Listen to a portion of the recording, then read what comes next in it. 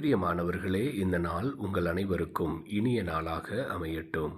அன்னையாம் திரு அவை இன்று 2 நபர்களுடைய விழாக்களை கொண்டாடுகிறது. முதலாவதாக அன்னை மரியாளுடைய மாசற்ற இதயத்தையும், இரண்டாவதாக பதுவை நகர் புனித அந்தோணியாருடைய விழாவையும் சிறப்பிக்கின்றது. அன்னை மரியாளும் புனித அந்தோணியாரும் எப்பொழுதுமே தங்களுடைய இதயத்திலே கடவுளுக்கு என ஒரு முக்கியத்துவத்தை கொடுத்து வாழ்ந்தார்கள்.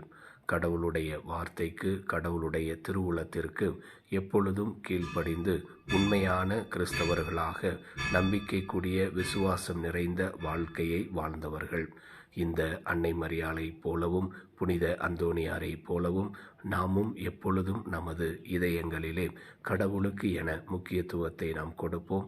கடவுளுடைய திருவுளத்தின்படி, கடவுளுடைய வார்த்தையின்படி நம்பிக்கை நிறைந்த, விசுவாசம் நிறைந்த வாழ்க்கையை வாழுவோம். ஆமேன்.